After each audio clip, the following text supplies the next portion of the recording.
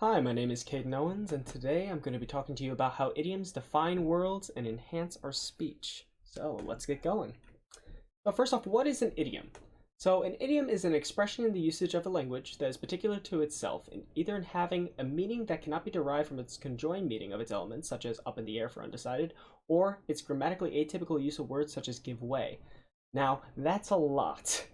And honestly, while it does exactly tell you what we're going to be talking about, I do have my own kind of little definition that I think sums it up in a much neater, simpler package, which is an idiom is just an expression that's combined definition fails to line up to the expression's basic meaning. So it's just a group of words that, while we understand it as native speakers, what that group of words means, to a non-native speaker, that expression would make no sense. It doesn't make sense logically. So, for some examples, like it's up in the air, break a leg, I've got it in the bag.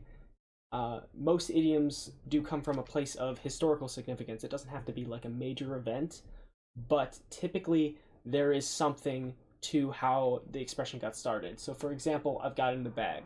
That actually got started with the New York Giants whenever they were on a winning streak. They started this little tradition where they would bring out an extra bag of baseballs to quote unquote ensure victory.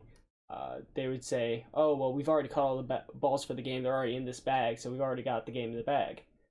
And that expression just grew and grew until now it just basically means to have victory assured. You can't lose because you have it in the bag. So today I'm going to walk you through how idioms are used in our everyday life and how our favorite authors use idioms to enhance the fictional works we love, and as well as how they kind of affect their characters and the cultures of those characters. So, what do idioms do for a language? So idioms are really cool in the fact that they allow us a little bit of freedom in how we express ourselves and how we speak. So you have options whenever you're trying to just say something basic like good luck, break a leg, good luck. So, and since idioms are linked to specific native speakers, it does foster this kind of sense of community and unity through mutual understanding of these expressions. For example, if I were to go up to a native Portuguese speaker and I told them to break a leg, they would look at me like I'm crazy. They might even think I'm threatening them. But if I were to go up to a native English speaker, they would totally understand. Whereas if someone who speaks native Portuguese, is a native Portuguese speaker, came up to me and they're like, "Oh, well, I have little monkeys in my head," I would look at them a little weird. Because that doesn't make sense to me. But to a native Portuguese speaker, all that means is that they have this crazy idea that they want to share with me. So it's very much so based off of your culture and your native language. So that's kind of cool about idioms. And now the first big language we're going to talk about today is the Dothraki language from A Song of Ice and Fire. And now the Dothraki themselves are this very strong, nomadic, tribal, warlord-like group that roams around Essos. So outside of Westeros, outside of where the main quote-unquote Game of Thrones is happening. They're very warlike. And Martin uses this language in order to not only unite this people under their culture, but also explore their relationship to the rest of the world. So, for example, their expression for "how are you" literally means "do you ride well," which shows this intense importance that they place on their horses. And horses are incredibly important in Dothraki culture, as they are horse riders. Dothre, meaning horse rider, is what becomes Dothraki, which is both the language and the people. If that doesn't tell you how important horses are to them, I don't know what will. My personal favorite idiom that I found in Dothraki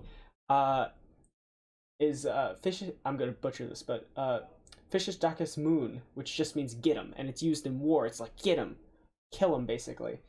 And it literally just means take his braid. And the reason I really like this idiom is because it not only shows the brutality of the Dothraki and how savage they can be, but it does relate them to the rest of the world, because Westeros is kind of very, very proper, very much like medieval fantasy.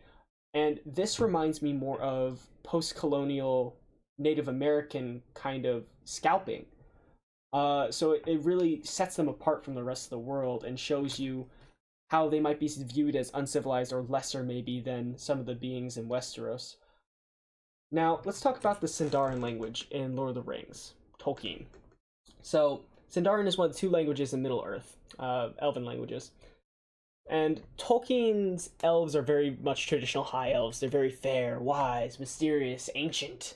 And so, yes, Tolkien does use his language to kind of characterize them a bit, but even more so, he uses his language, he uses all his languages to connect the world together and give it a sense of history, a deeper connection. For example, the door to Moria, when the Fellowship first arrives, it's in Sindarin, which is kind of strange because it's a dwarven door into a dwarven city. And a lot of times, I know the first time I read the books, I looked over this fact, but what it actually says also tells a lot. The doors of Durin, Lord of Moria, speak friend and enter. I, Narvi, made them, Celebrimor of Hollandruli's signs. And doing a little bit more digging, a little bit more research, you can find that this door was built as a symbol of friendship between elves and dwarves in ancient times. And you can kind of infer that from not only what's actually said here, but mainly from the fact that it's written in Sindarin. So that's really cool. And Tolkien uses this language like this many, many different ways. He uses it to tie together his world. There aren't a ton of idioms in Sindarin, but what idioms there are used very well to kind of characterize the elves. So like a traditional greeting, just saying, it's good to see you. The elves are literally going to say, a star shines on the hour of our meeting. Not only kind of showing their kind of mystical side, but also showing their age. And that's very important. The Sindarin's a very flowy kind of mystical language, and a star shines on the hour of their meeting is very proper, very welcoming, but also mysterious. And that pretty much sums up Tolkien's elves very nicely. Now, let's talk about the ancient language. The ancient language is a little weird. The ancient language is from the Inheritance Cycle, Christopher Paolini, and it's the embodiment of magic itself. To speak something in the ancient language is to invoke that thing. And there are no idioms in the ancient language, because there can't be. You can't lie in the language. You have to say everything literally, otherwise it's very, very dangerous. And this can be seen when Aragorn tries to bless a small baby at the end of the first book, Aragorn, and he says, "May luck and happiness follow you, and may you be a shield from misfortune." And now that's not quite a blessing now, is it? Because if you read it a little closely, he meant to say, "May luck and happiness follow you, and may you be shielded from misfortune." Instead, he said, "May you be a shield from misfortune." So he basically accidentally curses this child and forces her for the rest of her life to throw herself into danger to protect others. And it's just a perfect demonstration of how dangerous this language is and why you have to be very literal. So idioms just wouldn't work in this. But Paolini does use this language for a very interesting, in a very interesting way. He uses it to as a narrative tool to keep track of Aragorn's progress as a dragon rider as he progresses through the story. At the beginning of Aragon, the spell Brissinger, which just means fire, is used to protect Aragon and his master Brom from these assassins, the Razak, who are hunting them down. And it just lights them ablaze and they run away, but Aragon just collapses from exhaustion from using the spell. Later in the series, though, while he's wielding his sword, he yells Brissinger again, lights the sword ablaze, and is totally fine. So it shows this nice sense of progression just through the use of the language. So it's very interesting how it's used that way. It's very cool. Now, all three of the languages use idioms and the language itself to help identify the speaker's different identity and culture, and also kind of give you a good feeling for the world. But that they don't exclusively just use the points I've talked about. I mean, for example, while the ancient language itself is the language of magic, Tolkien also uses Elvish for his magic. While the magic doesn't come from the same source, he does still use his Elven language for magic. So, like, for example, fire be for the saving of us when Gandalf uses a fire spell to ward off the wolves on the mountain. Or another good example of this would be, I mean, Dothraki has no word for thank you. So once again, showing that the importance that culture places on strength.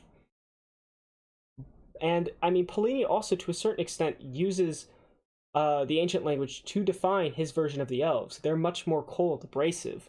They're a little more fierce, warlike, and they're blunt and literal because they have to be.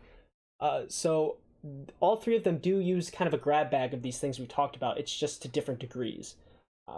And I chose the best examples for each, just to kind of give you an idea. But they all use their language for world building and to make their world feel more alive and realistic.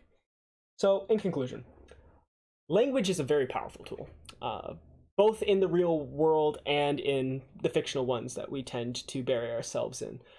And whether that language is constructed or natural really does not affect the potency of language's ability to define culture and unite a people.